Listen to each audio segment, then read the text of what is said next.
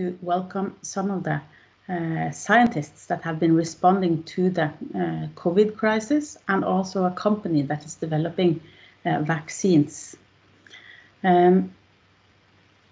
Next, please, Iselin. And next, please. The life sciences offer solutions for all the great challenges of mankind. As you know, the life science cluster not only encompasses health or human health, it also covers the areas of marine, agricultural, and also industrial life science or industrial biotech.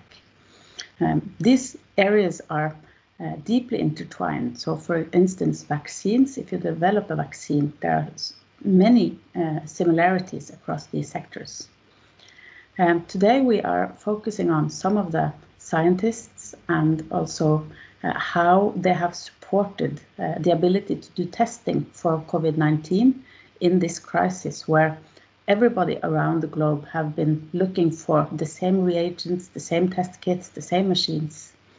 And if anyone wondered what the scientists were doing, I know that this audience is not wondering what the scientists are doing. That is good for society, but in this crisis, this has really been also visible to other people. So we look warmly forward to listen to the talks. And before introducing this, the moderator of today, I would just like to show also the next slide, please, which also shows some of the very exciting companies that are science-based and are developed based on scientific insights, and that are the next potential successes and the next potential solutions for society. So Vaccibody up on the top in the middle is one of the speakers today. So by this, I would like to introduce today's moderator, which is Johan Borge. He is responsible for health in the Research Council. Before this, he has also been several years in the Biotech Council and also in Innovation Norway, among other things. He has also been working on the investor side, and also he has a PhD in biology. So, Ole Johan, please, the stage is yours. Thank you very much, Hanne Mette, and welcome to this morning seminar. I'm thrilled to listen to I'm very much looking forward to listen to the three presenters. Firstly, I would like to say, at least on a personal note, I think the pandemic makes all of us feel small, makes at least me feel exposed, but it also enables us all to act, use our competence, work together, and for the first time, at least in my lifetime, we all focus on one common challenge, the SARS-CoV-2 virus. After the turmoil we all experienced in February and March, it is today clearer than ever before. We need research. We need health research. We need health innovation. And we need it to find our way out of the tight grip the C-19 pandemic currently holds on all of us. It is during the pandemic obvious that the threat to our health is of a key concern. However, as you see from the on the slide on the screen, even before the pandemic, the data here was collected in December and January. As many as 50% of the Norwegian population considered health challenges as the biggest challenge Norway is facing. On the next slide, Iselin, we can see that health research earns high respect in the Norwegian population, and highest of the areas one has looked.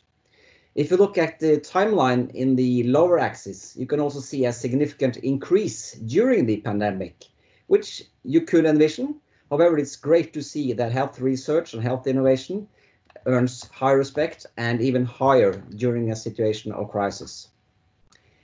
In the next slide, Iselin, when the pandemic arrived, we experienced a I think, almost unparalleled and massive response to a targeted C19 emergency call that the Research Council launched on March the 6th. Not only did many researchers apply, but the applications, they came from all over the country, from universities, all universities, and a high number of colleges, institutes, and hospitals, and even companies were partners in a number of the projects. Next slide, Iselin. The often mentioned words of Churchill, "Never let a good crisis go to waste," holds true to Norwegian health research and innovation. And I'm confident that we will be stronger after the pandemic than what we were before. And we will hear some of the excellent examples here today. Next. Norwegian health research and innovation is not only recognized in Norway. Norway has, during the pandemic, also entered the international stage. I was extra proud when our Minister of Health, Bent Høie, directly at the WHO press conference, launched the Solidarity trial with significant Norwegian content and the first patient enrolled just here in Norway. However, it's far more than the Solidarity trial that is going on, and we now have more than 72 ongoing clinical trials related to COVID-19, and another 26 clinical trials are in the final stage of planning. That is impressive. Although much is fantastic, there are also significant concerns. Clinical trials that were underway before the pandemic were efficiently shut down, and we now assume at least 6 to 8 weeks delay on an average. Laboratories were closed overnight. Scientists were sent out of the labs and into their home offices, and for many with daily responsibilities for young children. However, we have slowly worked our way back to a new normal, and we will now hear about some of the important COVID-19 related research and innovation that has taken place during the few last hectic months. With this introduction, I would like to welcome Magnar Bjørås.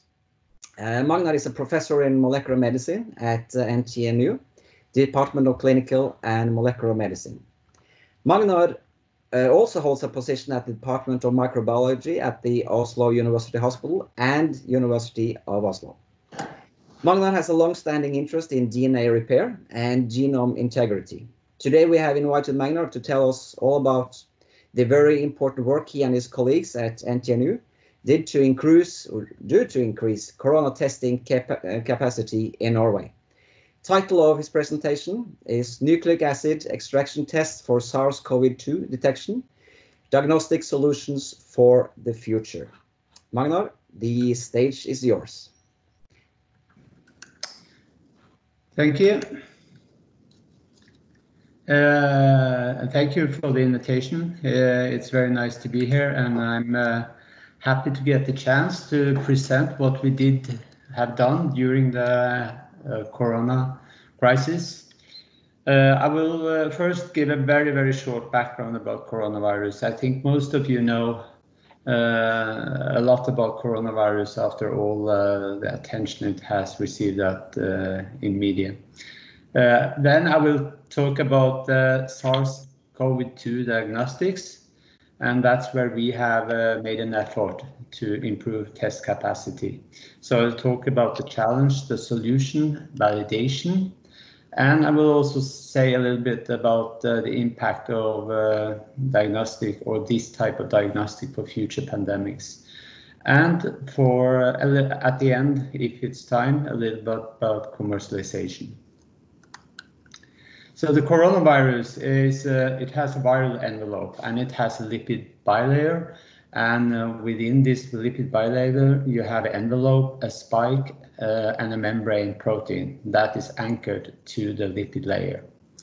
This spike protein, which is supposed to be the most immunogenic part of the protein of the virus, is a homotrimer composed of S1 and S2 subunits.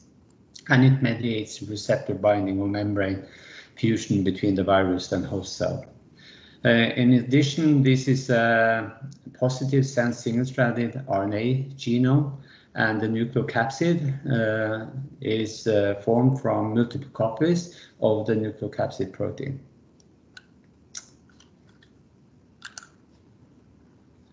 So how is COVID-19 diagnosed?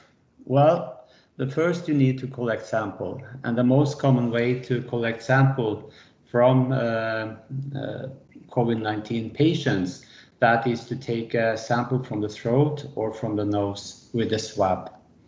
The next step then is to bring the sample to the hospitals, to the diagnostic units, which is purifying the RNA.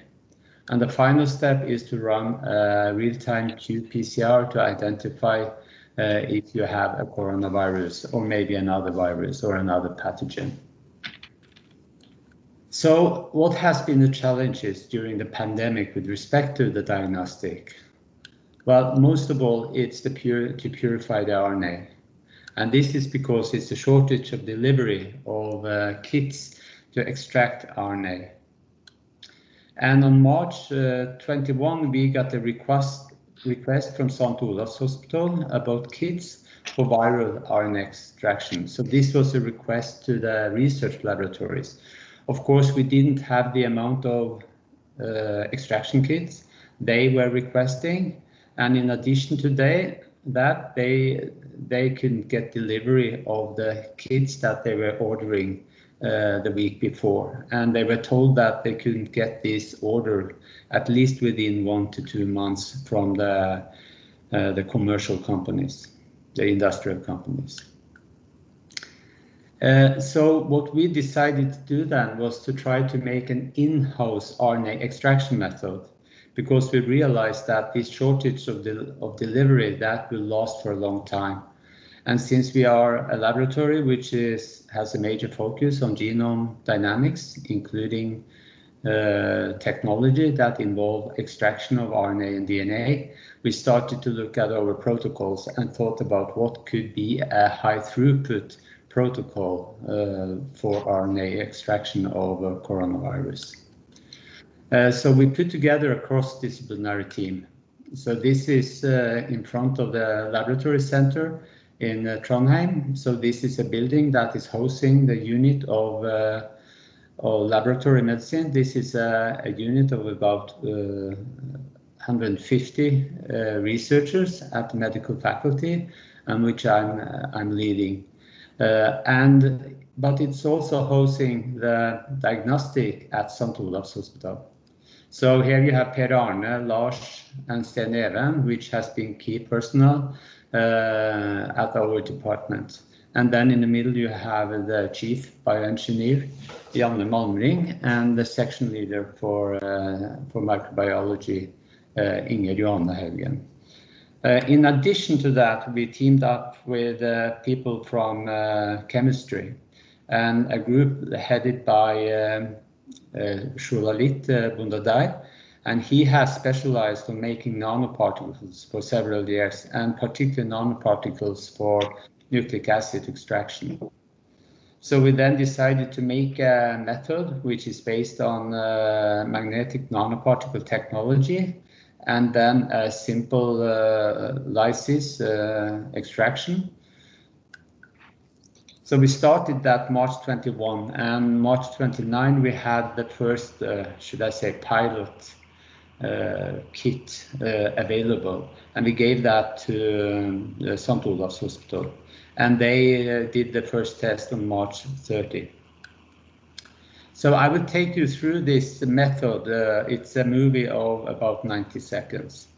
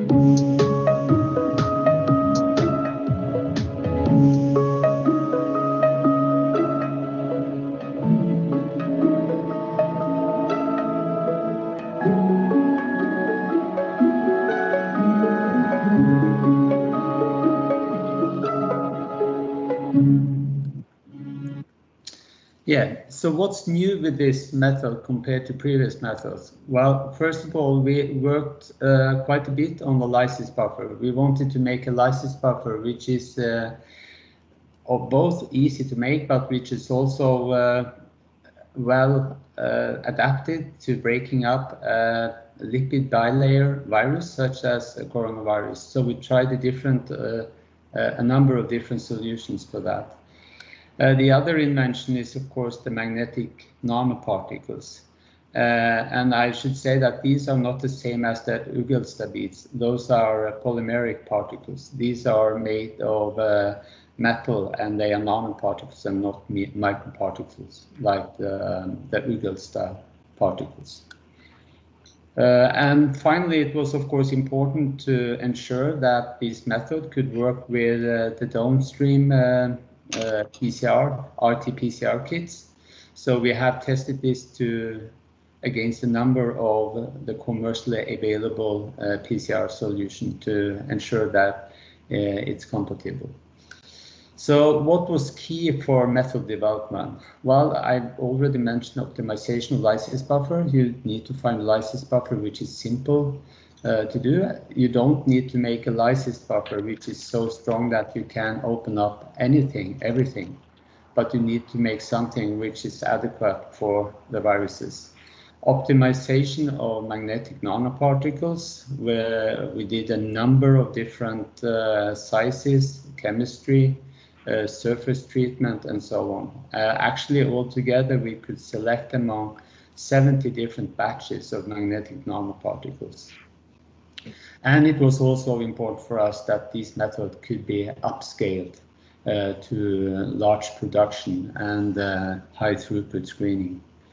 And also liquid handling automation has been important. We want to have an open system which can be implemented on all type of open robots. And finally, of course, we have a very careful quality control scheme.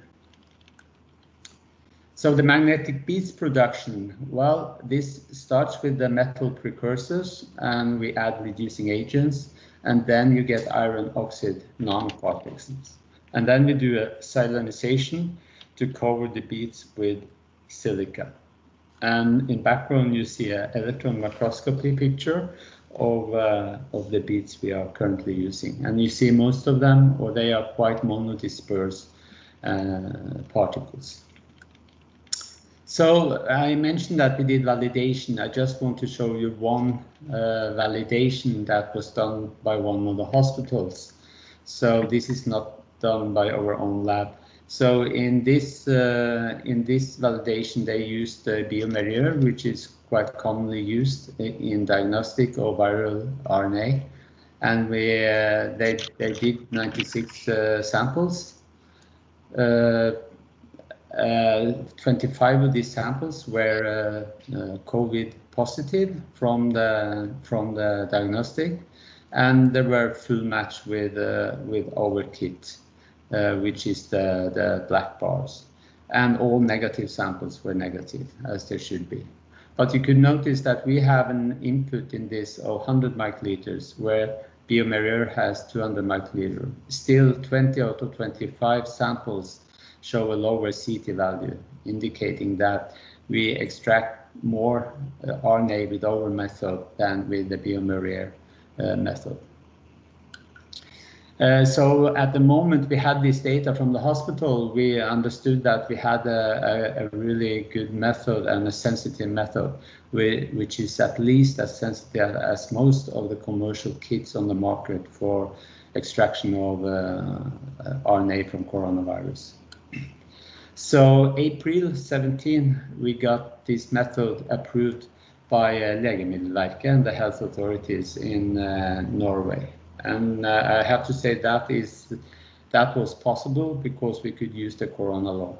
Usually when you need a CE labeling like this, it takes months, yeah, maybe years. So what is the added value and impact for future pandemics of this development and this solution? Well, first of all, we have effective and robust extraction of RNA with increased sensitivity as compared to commercial kits. And it also can be used on other pathogens. We have tested it on influenza, on chlamydia, on gonorrhea, on several pathogens, and it also works on those. Implementation of open liquid handling robots for automation, that is actually very important, and that is kind of the problem that the hospitals faced early in the pandemic, because when the commercial companies couldn't deliver, no one else could deliver to the machines, because those are closed systems. We can't use our solution on Roche instrument or bioMérieux instrument or Thermo Fisher instruments. So it was very important for us to implement, to have a procedure that could be implemented on all kind of open liquid handling systems. And this has now been implemented at the 7 largest hospitals in Norway on different open robots.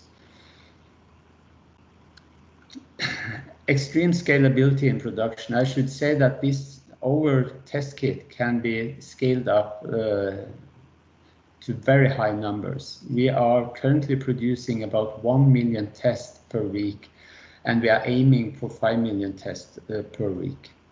And we hope to be there within end of August. The Norwegian health authorities, they have asked for a test capacity of 300,000 tests per week at maximum.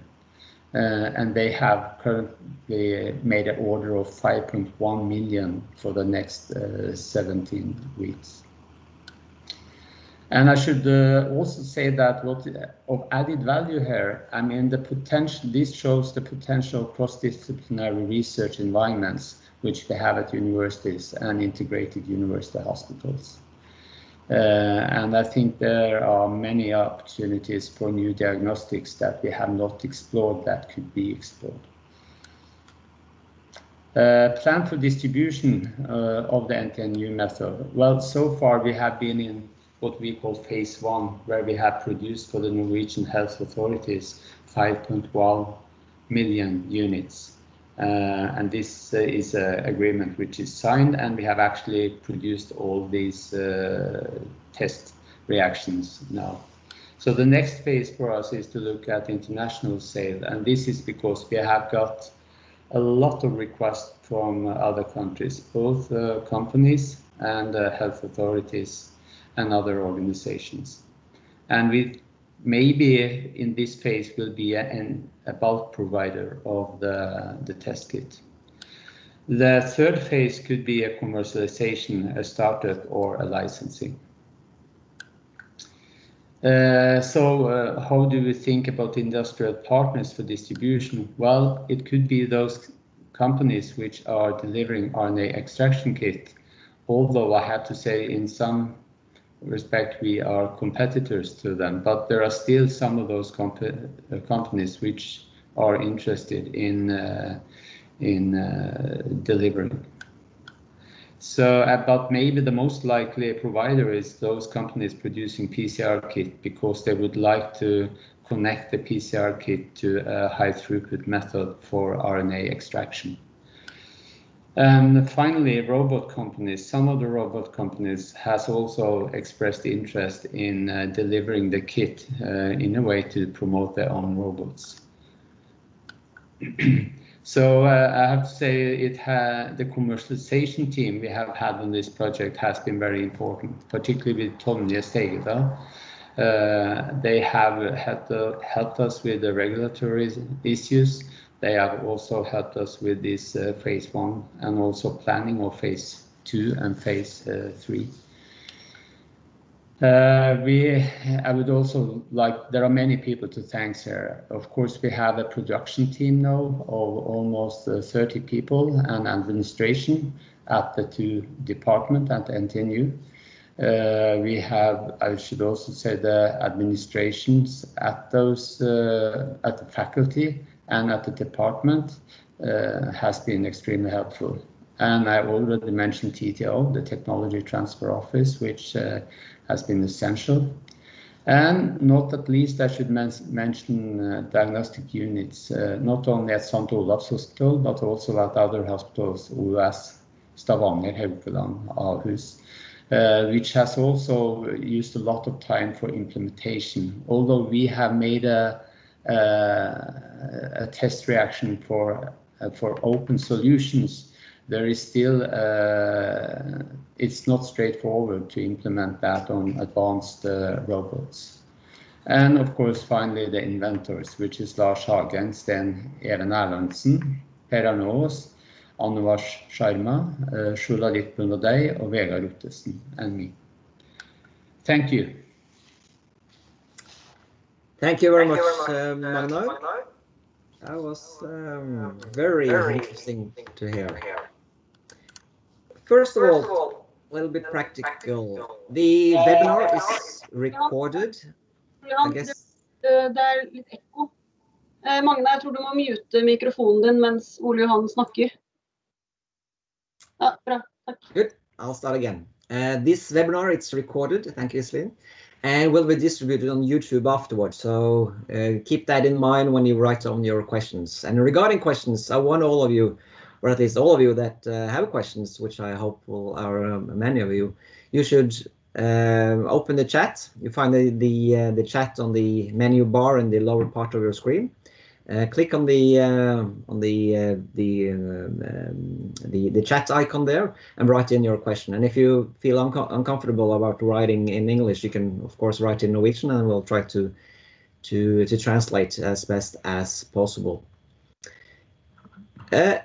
Magnar, my first question to you. First of all, this is I think it's close to unbelievable that you can develop a new test in just a matter of few days, and then also get it approved by the health authorities of Norway within just also a week or a couple of weeks. Would it be at all possible to do what you have done in a steady state pre or post COVID-19 pandemic situation? Is it simply possible to do in a normal steady state? And if not, what was the key reasons why it's possible to do during a pandemic? I think it's possible to do beyond the pandemic or under normal circumstances, definitely.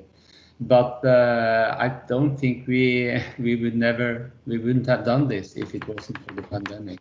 But it would be possible, but it wouldn't go as fast as it did during the pandemics. And that is partly because all the regulation we have to follow, otherwise we got exception from that. Ordering equipments, ordering large quanta with chemicals. You could do an ordering of 1 million of crowns in 3 hours. So, everything went very quick, and there was such a goodwill from everybody. And of course, this type of goodwill you don't have during normal circumstances. So, yeah. What has it meant to the people involved? Do they feel, as I believe, that their work is even more important than in a normal situation? Yeah, I think I said in one interview that I felt more important in the last 30 days than the last 30 years. Well, that was in a way a joke, but of course suddenly you had the feeling that you have expertise and capacity which really matters for an urgent issue, and that is of course it feels good to be able to contribute in the situation. How could you elaborate a little bit further on what's the current state? Did you mention that you have 30 people working in production? And what kind of people is that? Is that people that on a normal, their normal job is to be scientists, or is this a production facility from the beginning? Yeah, there are. It's a mix of people with permanent positions at NTNU, technicians, researchers, but we have also hired about I think almost 15 PhD and master students that has been involved in this. So and we have also divided into different teams. So when we do the bead production, we have now 2 separate labs and 3 separate teams that don't see each other, and this is because we have been afraid of corona infection among the employees. And the same thing at the laboratory center, we have had divided in separate team to not be vulnerable for corona infection. Fortunately, we haven't had any infection at all in the teams. I see no questions in the chat feed, so please feel free.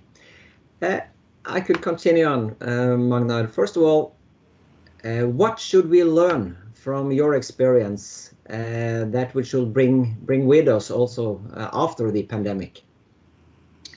I think the most important learning for me, and maybe for others as well, is that I always knew that there is a huge potential in integrated university hospitals. So where you have the academic environment with very strong units of research and the hospital activity. So, I mean, we talk about this all the time, but to really do it and take the full potential of this, I think that's what we did, and that was the success here. It is a cross-disciplinary team with everything from chemists, bioengineers, molecular biologists, and doctors. And the fact that we were located at the same place as well, it made it very easy. And it was actually fantastic to be part of a team that we were so dedicated to reach the goal in a short time. And I think also for us it was important. We got some very positive results even after 3 days, and I think that's where we realized that this can really be something that can back up for the lack of reagents. So yeah, I mean, cross-disciplinarity and collaboration is the key word here. That's yeah. First of all, Magnar, could you take down the sharing of your screen so we could see you in your face in a large part of the screen? It's one question on the chat. Thank you. It's Anne Tomine. Impressive achievement, Magnar and co. Congratulations. Have you tested for cross-contamination between samples, like a chessboard pattern with high positives and negatives? Yes, I mean, particularly when we have implemented this on robots, we have been careful about that, and all the hospitals are also being careful about that. So they have done a lot of this implementation on different robots, and there seems not to be a problem with cross-contamination as the method is established at the moment. You mentioned the COVID law. It's an EU directive regulating medical devices that is not yet implemented in Norwegian law. I don't know if you are an expert in law as well, but do you have any views on would it be possible to do if this EU directive had been implemented? I'm definitely not an expert in law, that's for sure, but I have read this EU directive, and I have to say I'm concerned, because there is mentioned several places that if you do something in-house which is in competition with the big pharma, you will not be allowed to deliver or use those solutions. And you could think about that would have been very dramatic in during the corona pandemic. So I mean, this directive was written in 2017, and it has been continuously modified for the last 3-4 years. And but I think the pandemics must have some impact on how this directive will look at the end. I hope so, at least. Otherwise, I think it's very dramatic. You mentioned the work done by the TTO at NTNU with the commercialization of the kit, and you also mentioned that it's possible to scale beyond SARS-CoV-2. Could you elaborate further on that, because it seems like you're sitting on something that is potentially worthful to both to the university and the community in Trondheim, but also that's an excellent starting point for a new company. Yeah, I think during the process of making this kit and the last 3 months, there are several of us that has been really motivated to try to make biotechnology out of this, because I think the basis, the platform technology here is, I mean, to make extraction kit doesn't sound that complicated, but to have the technology, this nanobit technology, which we are really experts on, opens up a lot of opportunities, not only for nucleic acid extraction, but also for protein and ligands, metabolites that you can connect to the beads. So we try now to also involve other groups which maybe is not experts on nucleic acids into this, and yeah, try to inspire people to join efforts. I have a long list of further questions, but I think we could end there. And thank you very, very much, Magnar, for the work that you and your team is doing.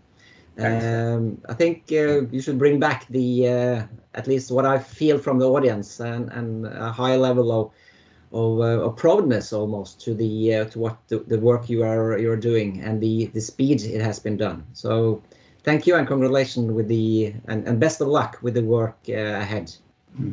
Thank you. The next speaker is Jan Terje Andersen. Jan Terje is an experienced researcher who heads the Laboratory of Adaptive Immunity and Homeostasis, which is part of both the University of Oslo and Oslo University Hospital. Jan Terje was very recently appointed professor in biomedical innovation and is a selected member of the Young Academy of Norway. Jan Terje, you and your team have made some amazing achievements during the last 2 months. We are, of course, very much looking forward to your presentation with the title Antibody Testing, Mapping Real Infection Rates. What are the benefits and challenges? Jan Terje, the stage is yours. Thank you, Johan. So while Magnar was talking about how to detect a virus, I will more focus on how the immune system is reacting to the virus in the form of antibodies. Jan Terje, could you turn on your video, please, so we can see you as well? There we go. So while scientists are skilled at tackling unexpected problems like that threaten the integrity of their work, the coronavirus pandemic possesses a new challenge, as this global emergency has shut down labs across the world. And this situation has likely hit early career researchers hardest. But at the same time, this crisis has, for many labs, also fostered new lines of research, where the common goal is to find or to get an understanding of the virus and the disease that the virus is causing, and then to use this knowledge to monitor or to treat COVID-19. And importantly, how we are working scientifically may have changed, and this has been discussed a lot recently, and for instance, this editorial in New York Times in April. And this has also inspired the art scene, as shown here by a painting by David Cutler. So never before have we seen such an overload of information in the form of sharing of data via open access preprints. And this may then have changed the way we are communicating science. So that will be interesting to follow from now on. However, to follow the speed of sharing of such data is kind of overwhelming when you are in the middle of it. So what to trust and not to trust. But it's fascinating and to take part of this journey as a scientist, and it strongly motivates us to ask new questions that we may find answers to. So following the lockdown in March, my colleagues and I immediately felt that we had to take action and to use the know-how and skills that we have to try to make a contribution. Okay, next, Islin. So this led us to initiate several COVID-19 related projects, which are running together with a range of collaborators in Norway, but also internationally, where each and one of us have unique expertise and skills. And as such, and importantly, this joint effort is done then in an interdisciplinary way that bridges basic research with the use of innovative technologies. And for some of the projects, we also have a translational perspective. Next. So based on this, I decided that the purpose of this talk will be to give you then a glimpse into how my lab is working with a focus on COVID-19 and with particular focus on serology. So on a daily basis, I'm heading a lab called the Lab of Adaptive Immunity and Homeostasis. And adaptive immunity, because we are studying how the immune system is fighting infectious diseases, and in particular how antibodies, our foot soldiers, are doing that job. And it's called homeostasis because we are studying biological processes that are important to keep us healthy and that may get out of balance when we develop diseases. Next.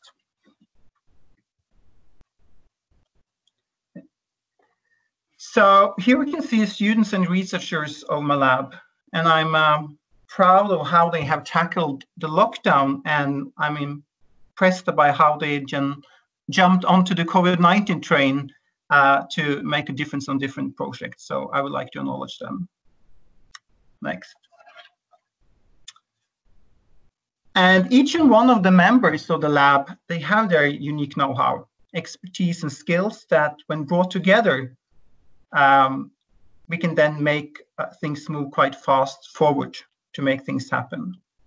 And we are aware of the value of our results and are then actively grasping onto opportunities. Next. And then with the aim to translate research results into new practice or treatment options to the best for the patient's needs. And I think this is kind of the driving force behind our lab. Next. So to make it more likely that we succeed with this translation, we are collaborating with the government, biotech and pharma, and also non-profit organization. And where each and one of them have their unique knowledge and knowledge that we do not have. Next.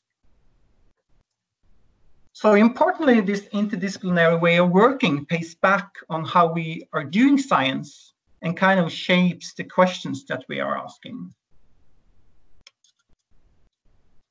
Next.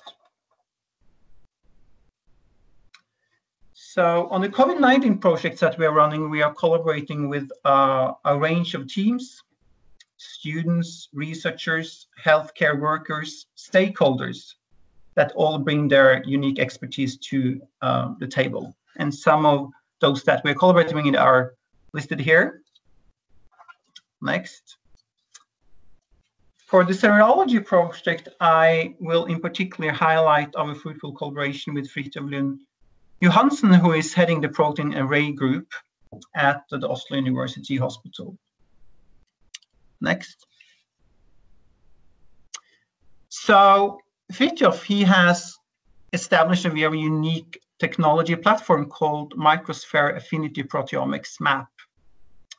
And he immediately saw that this technology platform can be used for serology. and that's what we went on to do. Very briefly, the technology is based on the use of plastic beads, microspheres, that you can couple antibodies to or any protein of interest. And those are colored and can be combined with robotics. You can add samples and then run through a flow cytometer, and then out of that you get sets of data that can be handled in an efficient way. So the platform is versatile. That means that it can be used for many things, and that led us on to establish a serology platform where this kind of method was implemented. Next. So serology, what is it about? It's about looking for antibodies within the blood. Next slide.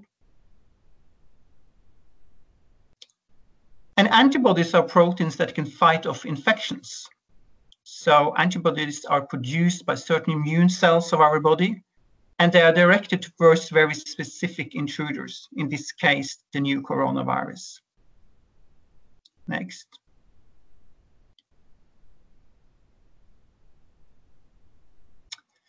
So regarding serology, what we are looking for are antibodies that have been generated and that are specific for the SARS-CoV-2.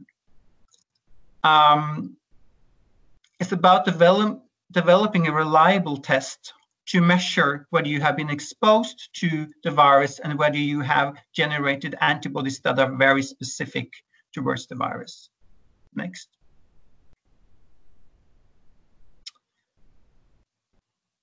This is a busy slide, but the point here is that while Magnar was talking about detecting the virus during transmission phase, antibodies are produced slowly in the beginning, and the amount within the blood are rising as the infection going on and also after the infection is terminated. So antibodies, they come in different flavors, and they can be detected within our blood, and some of these antibodies can be detected within the blood for weeks, months, or up to several years.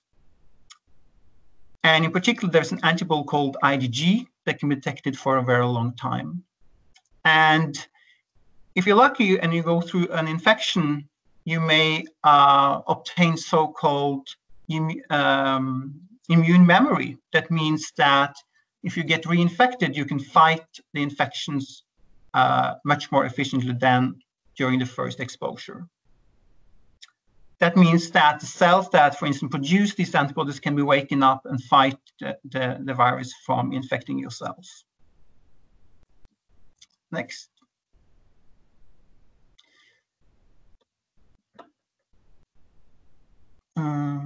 Next, let's see. Okay, so the purpose of serology is to give a snapshot of the percentage of people in a given population or cohort, subpopulation, that have antibodies. That's what we call seroprevalence. And there are many questions that we and others want to answer. For instance, how much of the population has been infected? And how is this changing over time? And also relates this to risk factors such as age, location, and underlying health conditions. We also want to understand immune responses in light of whether you have experienced mild or asymptomatic illness or whether you have been through severe disease. And of course, what many are talking about is immunity, for how long, how good is the protection, and how long will it last. Next.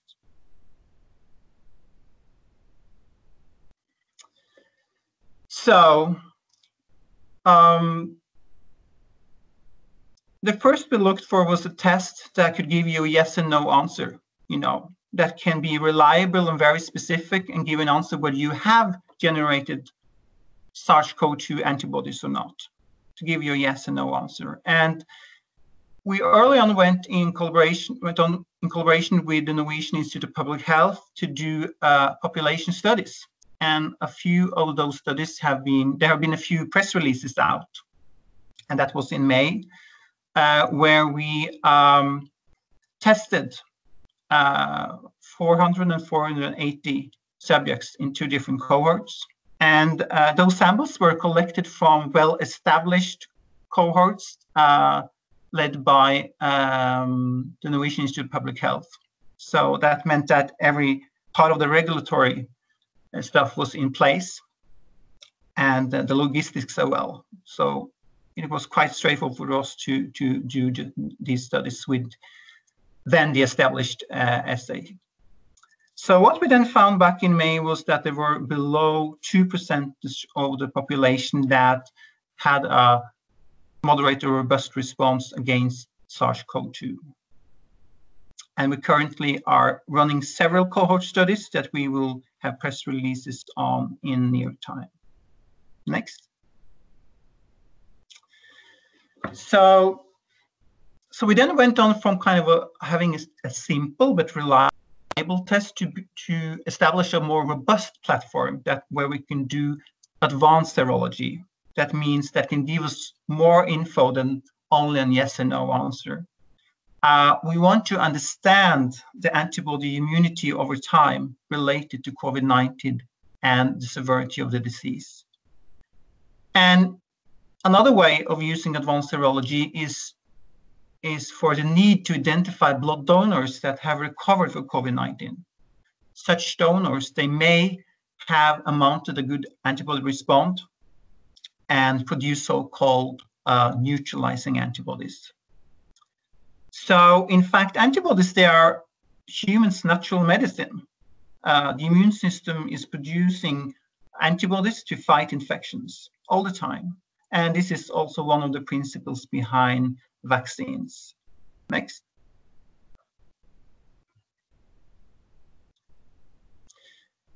So, antibodies that are generated through an infection phase can actually be harvested and used in treatment. And this principle was demonstrated many, many years back. And Emil von Behring, he got the Nobel Prize in 1901 for the proof that serum therapy can be used to fight infectious diseases. And back then, they actually immunized horses. And they isolated the antibody-enriched fractions and gave that to ill people. And here we see a picture on treatment of a child with diphtheria. Next. So the concept nowadays is called convalescence plasma. It means that you isolate a fraction of the blood called plasma, is the yellow liquid here, where the antibodies are. And to use convalescent plasma for therapy of prophylaxis, you really need to know more than whether there are antibodies there towards the virus, but you also need the quantity, but most importantly, the quality. Do you have antibodies that can really fight the virus present? Next.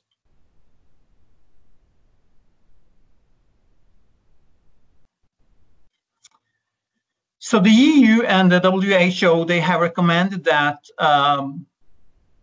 that countries around the world should establish this kind of treatment option, especially for critically ill patients. And in Oslo, that work is led by Lise Sofie Nismeier. She's a doctor at the blood bank. Next. And what she and her colleagues doing is recruiting blood donors that have recovered from COVID-19. It's a good start because the blood donors, they are already within the system, so they have been tested for all kind of things, and this is a good way to start. Next. So what we are doing using our platform is to screen those blood samples for the presence of SARS-CoV-2 antibodies, but we also look more into not only the titers, but also the quality of those antibodies. However, to be used for to treat patients or people that are in the risk groups, we need to know something more about these antibodies, and that is how effective they may be. And that can be done by using cellular neutralization assays. And and that is currently done, for instance, in Trondheim and other places. And that's a line of this study that I will not talk about today. Next. So to make long story short, the idea here is that, or the concept is that we use serology combined with cellular assays to identify blood donors that have antibodies within their blood of high quality. That means that these antibodies may work in the fight against the new coronavirus. Next. And these natural antibodies, as part of plasma, can then be used and to treat different groups. Next. Those can be used to treat critical ill patients at a hospital, or it can be used for prophylactic treatment. It can be given to healthcare workers, to elderly people, or to immune-compromised people. And there are clinical trials set up in Norway, but also globally. And there are a few reports out saying that this may help out, but we are eagerly waiting the results from the big randomized clinical trials at the moment. Next.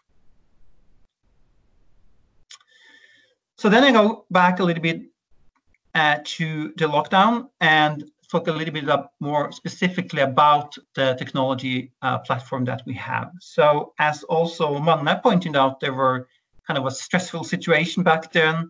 It was not straightforward to get hands on the kits that were available then or other reagents.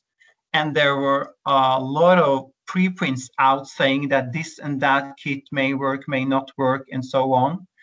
And it was hard to get hands on those kits, and we hadn't, and the clinic, they haven't actually validated the kits. So we thought that we may bring our expertise to the table to make the ingredients that were necessary to set up a robust platform for serology. And that's what we did together with Fredriksen and Johan. Next.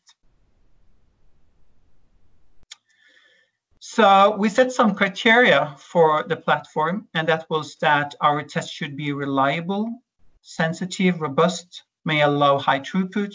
They should be specific to avoid cross-reactivity. We also wanted the platform technology to be as flexible as possible, so it can be used for different purposes. Not only in yes and no, but also that we can dig more deeply into the immune responses and so on. And we wanted it to be versatile, that we could add viral antigens as we went along. We could, and to allow us to expand on the different antibodies that we could measure, and also that we can link that to how potent the antibodies may be. And the platform is also linked to what we call receptor inhibition studies. That means that we can study the ability of antibodies within blood to interfere with binding of the virus to the host receptors. And the platform's kind of versatile, and I think they can easily be adapted to study other pathogens. So there are two categories of assays. One is ELISA's systems, and then we have the MAP platform in Fridtjof's lab that has high capacity and here we can easily screen up to 10,000 serum samples per hour. Next. So just a reminder, the coronavirus has a corona, and the corona consists of spark proteins and the spike proteins. And the spike proteins, they bind directly to a human host receptor called AC2, and via what we call the receptor binding domain. And many of the commercial tests that are available, they are built on the spike protein or the receptor binding domain, but also some are built on the nucleocapsid protein that are found within the virus. Next. So Professor Kramer, Florian Kramer, he was early on this, he saw that this may turn into a pandemic, and he went on to produce viral proteins derived from SARS-CoV-2. He also established ELISA systems to measure antibodies specific for this virus. And he also early shown that antibody titers may correlate with blockage of viral infections in cellular cultures. And he put together that work in a preprint that was early out, and he then started to share his reagents with the world. So there are more than 200 labs around the world that have now obtained vectors and so on from the Kramer lab.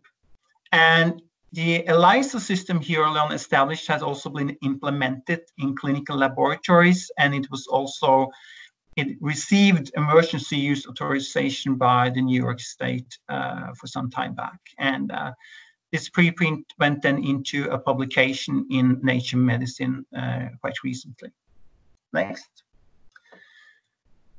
So early on, we were in dialogue with the Kramer lab, and we received vectors from him to produce the first generation of viral proteins. And we have since then expanded to produce panel variants of viral proteins. Some are shown here that are related to spike proteins for the new coronavirus, but also for the coronavirus from 2003.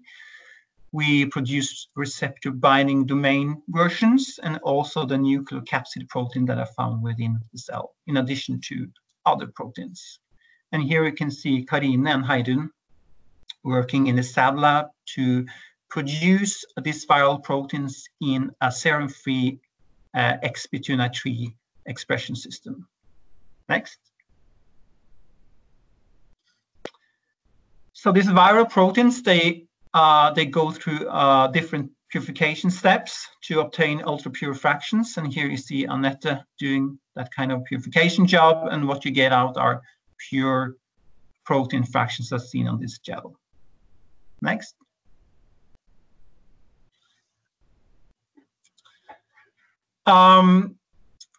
So this is an example of ELISAs run by Torleif in the lab. I show you here ELISA results using the Kramer protocol. That was kind of the first generation of ELISA that we established. And it shows the antibody responses from COVID-19 positive subjects. That means they have been tested positive by PCR, as Magnar talked about, weeks before these samples were collected. And as you see, most of them have robust antibody responses. Some have immediate responses, but some have low or no responses at all. So this is an example of how we are screening patient materials and also material from the population. And we then link those antibody responses to their medical history. Next. Here is another example of a smaller cohort study where we have grouped the antibody response directed towards RBD into high, medium, or samples that fall at borderline or that are negative. And again, we are looking more into, as a second step of this, more into the quality of those antibodies and relate those to symptoms, disease, age, and gender.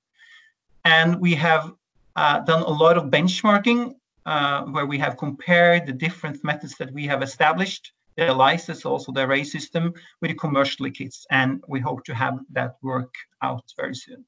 Next. Another example. These are data from our collaboration with the Norwegian Institute of Public Health. Again, is an ELISA where I show you that there are 3 subjects that test positive in the ELISA test, while all the others are negative. Next.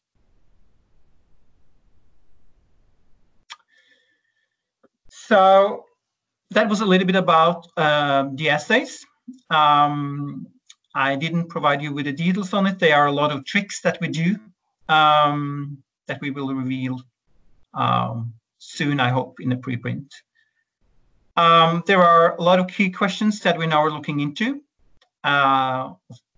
It's related to immunity. How long does immunity last, if there is immunity? How robust are the responses? How does that relate to the medical history? And also, another aspect is transmission and protection during pregnancy. Do these antibodies go to the fetus? Can they also transport the virus, or will they fully be protective? And lastly, the discussion around whether seasonal coronavirus can cause cross-protection. And I will highly recommend a comment on that by my colleague Ludvig Munthe in Tidsskriftet quite recently. So there are 4 seasonal coronavirus that most of us have been exposed to.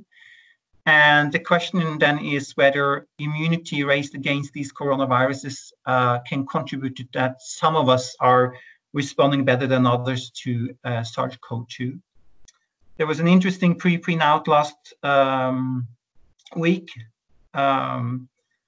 hinting to that. They studied, it's from a Dutch group of researchers that have studied antibody response towards the seasonal coronavirus on samples from 1984 until today, and they claim that they see very little of immunity over time, that the antibody are lost, but it remains to see whether that is the case for SARS-CoV-2. We are early on in the pandemic, so actually no one can give us answer to the question about immunity. Next. So we are learning as we go through these pandemics, and while there's little evidence that there are changes in transmission of the virus, for sure there are transmission when it comes to our understanding. We learn every day. There is a lot of results published on a daily basis. We're reading as much as we can and try to let that guide the research that we are doing. So I think what we are learning nowadays, it would be extremely important also to be prepared for a new pandemic. Whether that will be a new version of this coronavirus or not is hard to say, or it could be a disease X that we still not are aware of. Next. So I think I will close my talk there. And if some of you would like to follow the research that we are doing, you can do that by our homepage or our SoMe channels. Thank you. Thank you very much, Jan Terje. And I'd like to encourage all of you to connect with the lab, both on Facebook and on Twitter. They are providing a lot of information. It's really a thrill to follow you, Jan Terje. To the audience, please use the chat for new listeners and viewers. Use the chat to write down your questions there. I could start. I'm going to ask the same question to you as I did to Magnar, in the sense that would it be possible to do what you have done in a normal situation, or has this pandemic crisis, everybody focusing on one target, made it possible for you to do it? I think it's possible. Our lab is really kind of driven on grasping onto opportunities there and then. So, but you also need support from the ecosystem to foster that kind of rapid research. I think this crisis is a reminder that we are kind of all vulnerable, and there is an African philosophy saying that I am because we are, which means that your sense of self is shaped by a relationship with other people. And I hope that we have learned that we need to be prepared and kind of stand united. We can if we react together. Unfortunately, as we speak, there are other serious infectious diseases around. that I think should fight more aggressively, such as malaria, tuberculosis, both which cause serious health problems in the developing world. And for instance, HIV, I will say, is an ongoing pandemic, is a global epidemic. That's what the term WHO is using. And there are currently 38 million people living with AIDS. More than 700,000 are dying annually. And in particular, young girls and women in low to middle income countries, they are at high risk of being infected, and so on. So I think we should learn from this, and we should react now upon other infectious diseases in the way that we are doing now. There are no questions in the chat so forth. The authorities has been criticized for not being prepared enough for a pandemic situation. Given your experience, what would be your recommendation to the authorities to be better prepared the next time? That's a big question. I think we will be prepared. I think we, hopefully, I guess we have learned how to be prepared. But I think it's a hard question to answer, to not get too political. That's good. Just a final question about the serum therapy that you and your colleagues are developing. How, if that turns out to be successful, how can you elaborate on how the serum therapy would fit with a vaccine development, and how is the timing, and what are the pitfalls and challenges? You know, there's no specific treatment at the moment, and so we take what we have, and humans are producing natural medicine. But you know, each individual subject that has been through this virus and infection, they have kind of the unique antibody repertoire. So it's not an universal treatment, but that's what is work that we're doing on serology, combined with looking at the quality of the antibodies, are very important to select donors. So that may help out. It's kind of a good starting point, but will not be a miracle. There are a few reports out saying that when this kind of treatment has been used on very critical ill patients, groups of patients have been much faster recovered, but they have also been on a lot of other treatments. So it's really hard to conclude from that. But there are randomized clinical trials going on as we speak. And of course, by using plasma is something that will be effective for a certain time and then fade out. So it will need to be given over and over again. You know, there are certain groups of the population that do not necessarily respond that well to vaccines. Maybe those that are really in the risk groups here, immune compromised or elderly people. And so it's not necessary that the vaccine will do the thing, or one vaccine. There may be need for different kind of vaccines targeting different groups.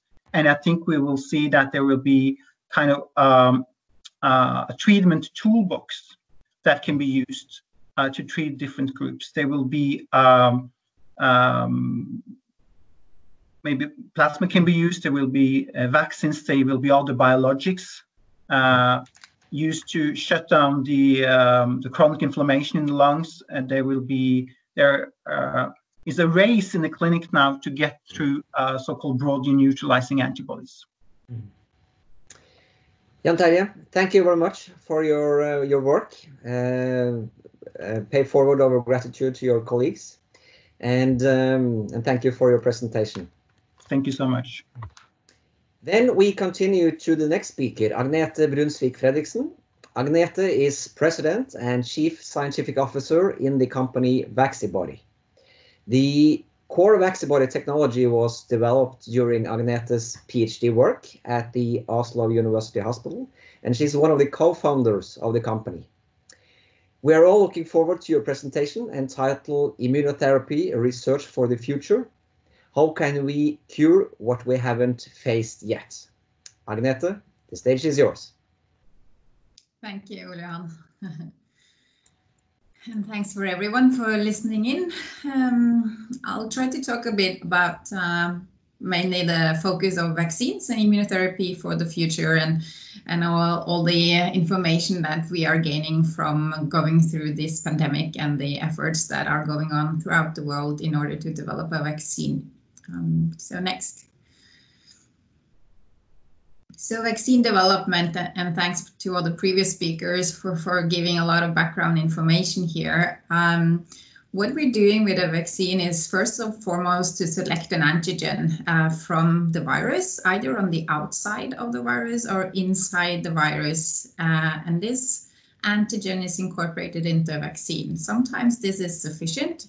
Sometimes you need to select an adjuvant, which is normal in the traditional vaccines, or new platform vaccine technologies have a sort of incorporated adjuvant activity that is stimulating the immune response more broadly, so it can react to the antigens that are selected from the virus, so that our immune system develop an immune response that recognizes the virus.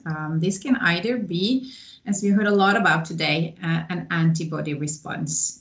So that means that our immune system is developing these Y-shaped molecules that are specific usually to the surface molecules on the virus and can really block the virus from infecting our cells by coating the virus. But we also do importantly have another arm of the immune system, which includes T cell responses. And T cells, they recognizes our normal cells that have been infected with the virus, and these infected cells will then present subparts of the virus on the surface, telling our immune system that these cells are infected.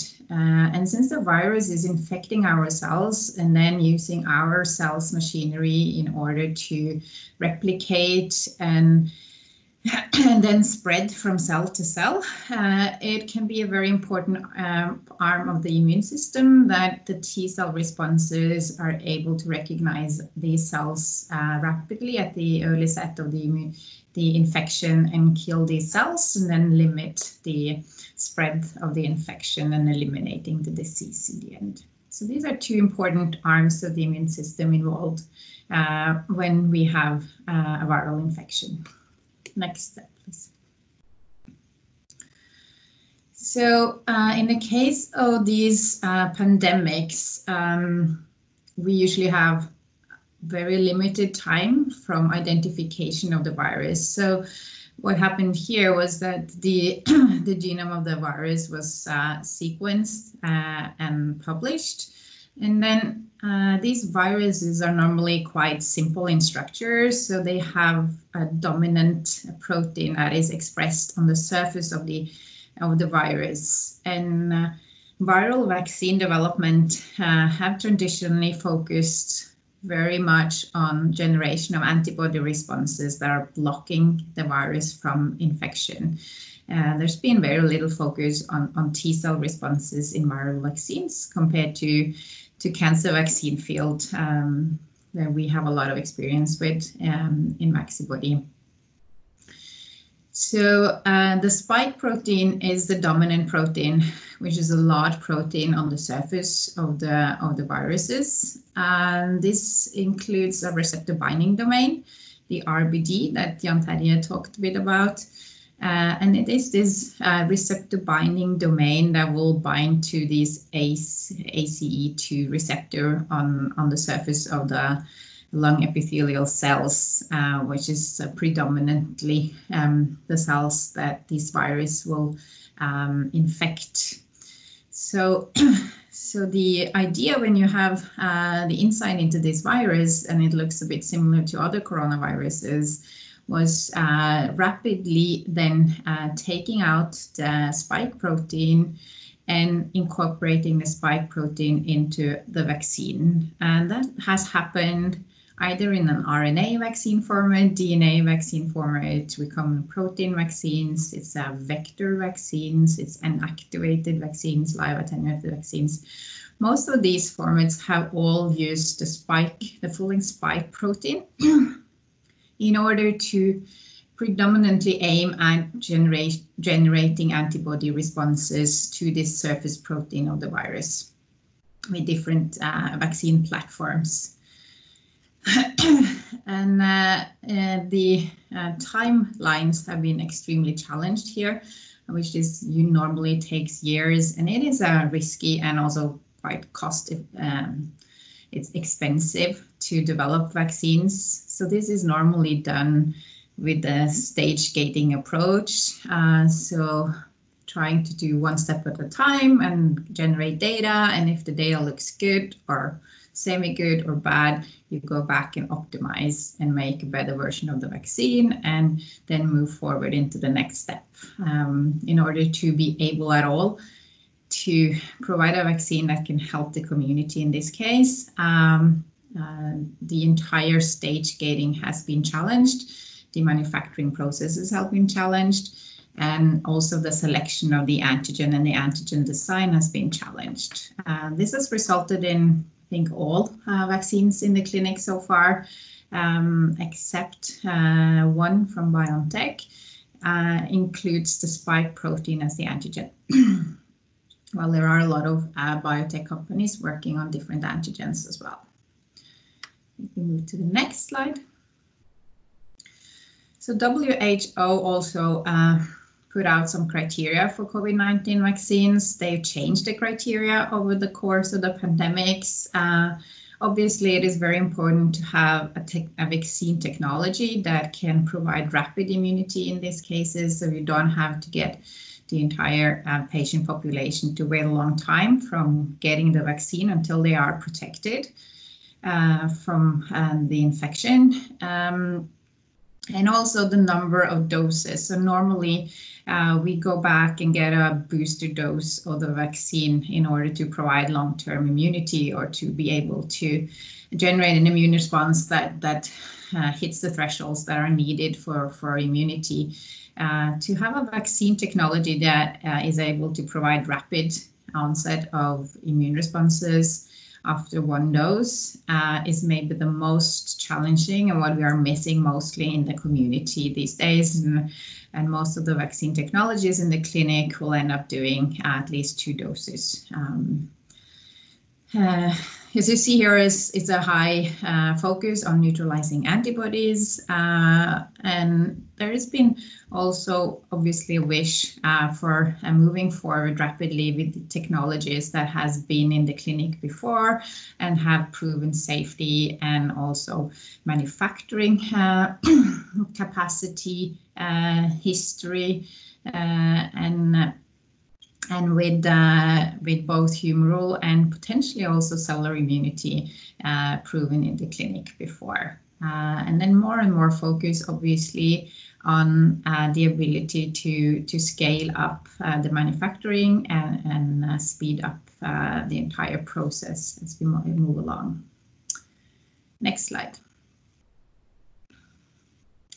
So there are some important considerations on the COVID-19 vaccine. So as I described, to the far left here, if you have the coronavirus and the spike protein on the surface, the antibody responses that you can generate when you vaccinate with the spike or when you are infected with the virus. If you have an antibody response recognizing these, they may block the virus from being able to recognize the ACE2 receptor on our human cells and infect our cells. Importantly, there is also a T cell component here. So if the infected cell is already if our cells are already infected with the virus, it will present a small piece of the virus on the surface. And if you are able to have these CD8 positive T cell responses, recognizing these cells, they can then make sure to kill these cells so that the virus is not able to spread further. One of the big concerns when it comes to the vaccine development with COVID-19 is that there have been previous data that in some cases antibody responses are not only a benefit for the course of the disease. There's been a few diseases, including also some data on the SARS-CoV virus, saying that if you do generate antibody responses primarily to parts of the virus that is not directly inhibiting the infection, that are not necessarily neutralizing, these antibody responses can actually facilitate that the virus is entering into other cells of the immune system. So there is this balance and the risk that everyone working in the vaccine development is and should be aware of. And one of the main concerns of the first vaccines in the clinic is if it turns out that we can have what is called antibody-dependent enhancement of the disease, we will have a major setback of most of the first vaccines that are mainly generating antibody responses to the spike protein. There are some ways to limit this risk, and that is potentially using only the part that is called receptor binding domain if you want to focus the immune response, the antibody responses to this part of the virus that is mostly causing neutralizing antibodies. But there is also this component of T cell responses to the virus. Next slide. So on the T cell immunity as well, so the T cells, as I said, they're recognizing cells that have been infected with the virus, and these cells are presenting a small piece of the virus on the surface of the cell. And that part of the virus that is presented to the T cells, it can come from the entire viral genome. So not only from the surface proteins of the virus, but from all encoded proteins in the virus, meaning that the T cells are able to recognize a broader range of antigens from the virus. And that is interesting from many respects, also because sometimes the surface proteins are more diverse and they can mutate and be more different from virus to virus, and also from future developments and how the virus is an antigenic drift. And also that there are parts of this the viruses that are less prone to change from over time, so that if you have a strong T cell response to some regions of the virus, this can provide long-term protection also for future variants of the virus. And it may actually explain some of these things that Jan Terje alluded to, with the potential that we do have some level of protection if we have been exposed for other more normal cold coronaviruses in the future. We currently do not necessarily know whether this is potentially caused by T cells or antibody responses, but T cells is as a prime suspect for this protection that may occur in the population. Next slide, please. So that's some background on the technology. We in Norway do have a biotechnology industry, and we are working here in Vaccibody with vaccine development.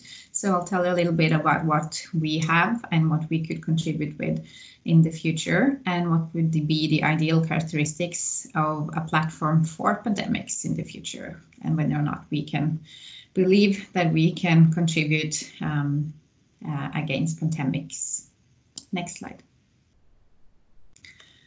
So Vaccibody is a technology platform. It's been around for quite a few years. It has based on the concept of targeting antigens to antigen-presenting cells in order to create more efficacious vaccines. And this is something we've done by combining the antigen, which could be then T-cell epitopes, or it could be surface proteins like the spike protein or the RBD domain of the spike protein, into the C-terminal part here at the bottom, which is the antigen of our vaccine.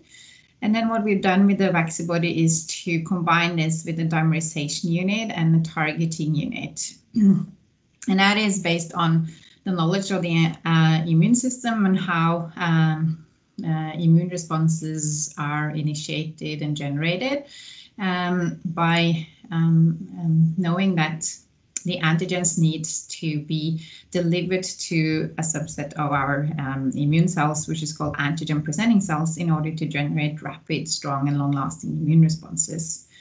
With the Vaccibody format, we're doing this by combining these three different units into one protein encoded in one DNA vaccine plasmid.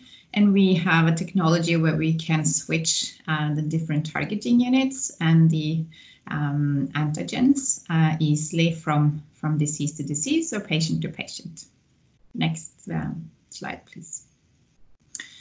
So the mechanism of action of Vaccibody is that this vaccine protein that we're generating, that could consist of, for instance, the spike protein, will be targeted to antigen-presenting cells. And we know that all antigens needs to be taken up by these antigen-presenting cells, and putting it into the Vaccibody format just means that this happens more rapidly, more effectively, and then basically that all antigens should be taken up by the cells that are optimal to induce an immune response.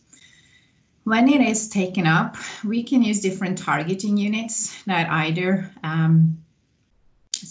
directs the immune response into a primarily focused B cell or antibody response, or primarily into a strong T cell response. And this we can direct by choosing the targeting unit and the way it's interacting with the antigen presenting cell. The Vaccibody do not necessarily need an additional adjuvant in order to activate and mature these cells and then provide the necessary signals in order to induce a strong T cell response or antibody response. As I said, the targeting unit can direct whether it's primarily antibody responses, T cell responses, CD4, CD8, Th1, Th2. There are different subsets of this, and these different immune response profiles can all be a bit different from disease to disease. And the aim in the future for Vaccibody would be to make vaccine concepts where the targeting unit and the antigen is optimized so that it can meet the correlate of protection for each individual indication. Next slide, please.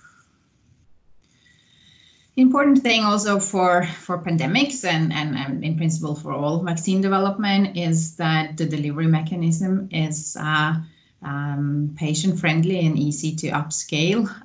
We are working on the DNA vaccine format, and I'll get back to the benefits of the DNA vaccine format when it comes to manufacturing rapidly at low cost. One of the challenges with DNA vaccines has been that it is not necessarily very effective when it's delivered with a normal needle syringe.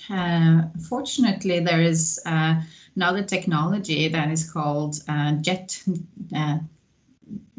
technology that originally was developed in order to provide an alternative, particularly in the developing countries, to omit the use of needles. So this is a needle-free technology, which is a very easy device that is injecting the vaccines into the muscle. So I usually do this in the deltoid in the shoulder, quite similarly as you do with a normal vaccine, but there is no needle going deep into the muscle. It's basically shot into the muscle, which actually provides minimal pain, at least compared to some of the alternatives. It's very cost effective and applicable for multiple immunization, and has been used in multiple mass vaccination programs in different countries throughout the world. And the device is approved for multiple uses. And this is what we've done and used also in the cancer vaccine trials with the Vaccibody technology. So we have a lot of experience with this neat device. Next slide, please. So Vaccibody is a company, and we have this platform technology. We've known all along that it could be used for infectious diseases. We've had a lot of preclinical data on infectious diseases, but as a company, we have focused on developing cancer vaccines initially. Actually, the first vaccine that we moved into the clinic consists of 2 viral antigens, but these are viral oncogenic antigens. So this has been used in patients that has developed high-grade lesions.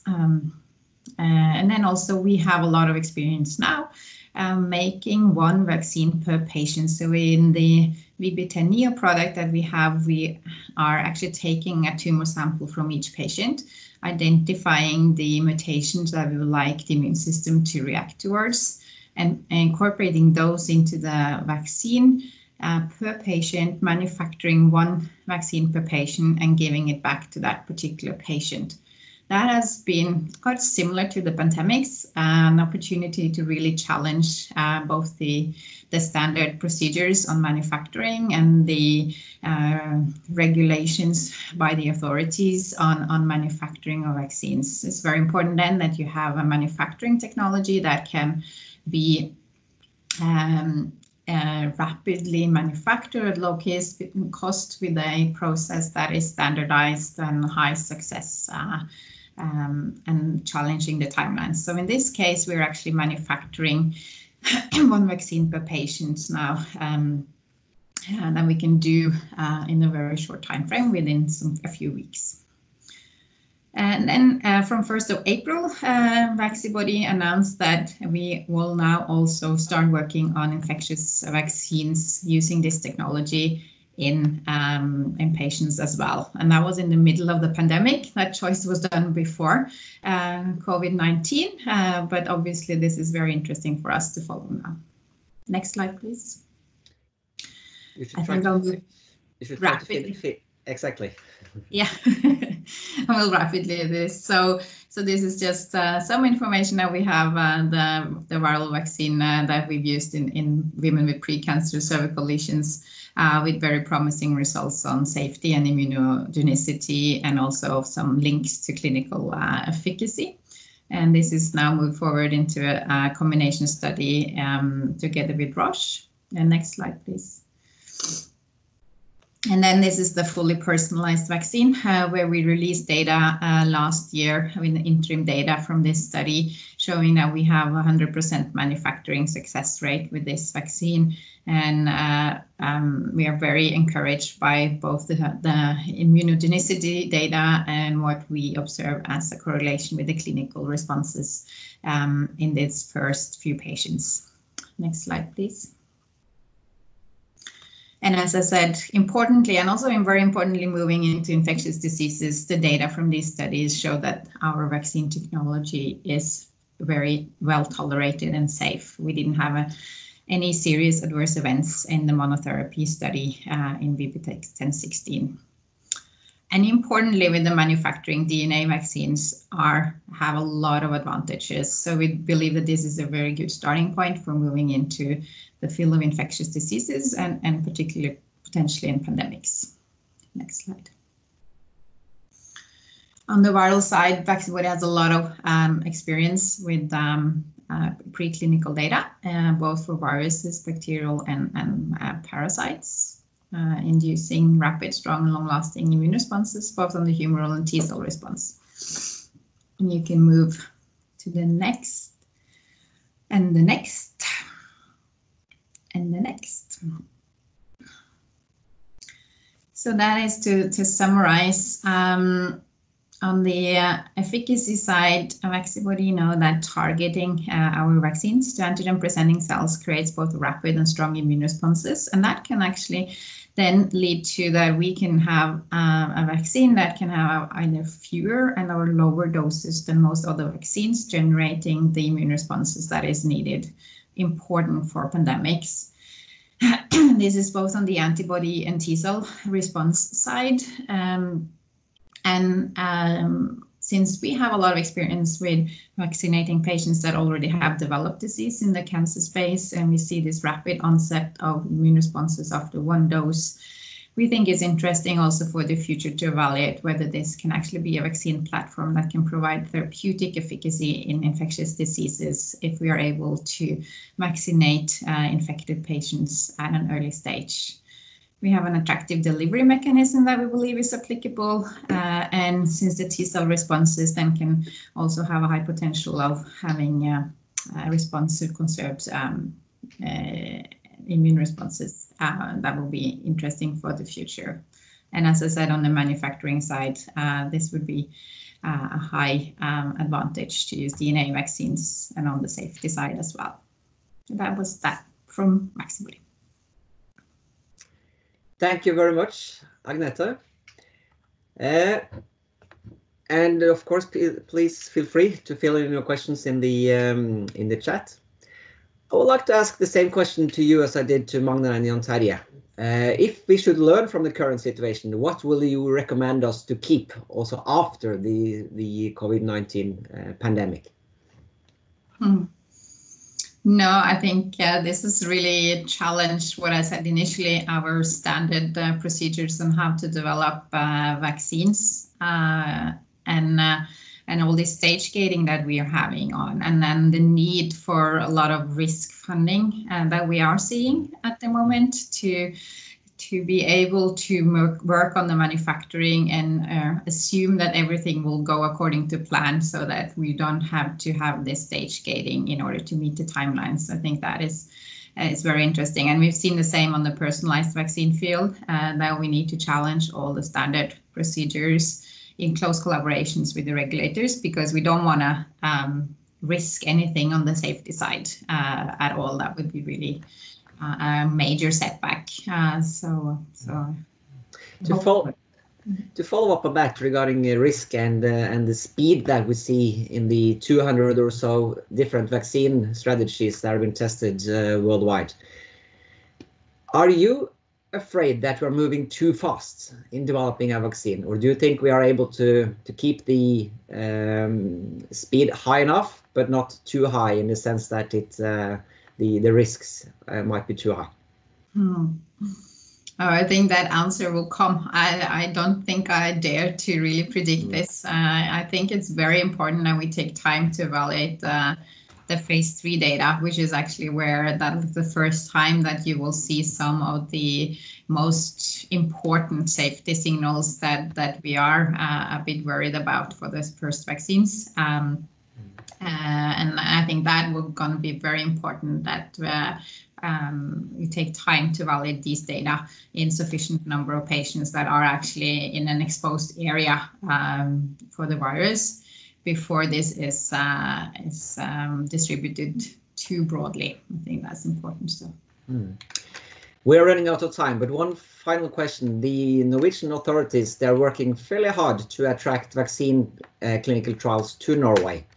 What is that important, do you think? Or if so, what kind of impact would that have on a company like yours and the Norwegian kind of vaccine or immunology research area? So obviously we appreciate that. I mean, we are on the verge of starting the first clinical trial here in Norway as well. That is a huge milestone for Vaccibody. It is an international world, so for us, I mean, this is mostly, you know, closeness and practicalities. And I think sort of an internal feeling that it's good to be able to provide this in a clinical studies for patients as well. But normally this is internationally performed, these vaccine studies. So we appreciate it and we need it. Yeah. Thank you very much, Agnete, for your presentation. Hanne Mette, I guess you're still listening in, so you could show yourself and maybe finish off this webinar. I would like to thank the audience. As mentioned, the webinar is being recorded, so encourage your colleagues and friends to see it in the future. And Hanne Mette, you could round up this, what I think has been a very educative and a nice prepared webinar. Thank you, Johan, and also thank you for leading us through these 1.5 hours with very interesting presentations. And thank you also to the 3 speakers.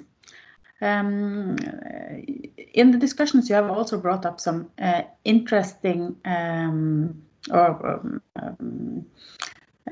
areas, and the area with the medical device regulative is particularly one that is quite interesting. It's not clearly pros and cons on any of the decisions. Of course, it's good to have more regulated and documented testing, but at the same time, if it limits our ability to respond to crisis, as we have been able to do now, it could be a negative thing.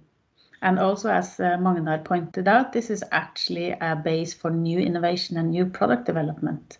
So if new regulation actually limits innovation, that's not positive either. So lots of exciting things to continue discussing, I think, after this. So I encourage all of you to do so over coffee, over lunch when you start meeting again. And we look forward to seeing you again after a very nice summer holiday. So thank you, everybody.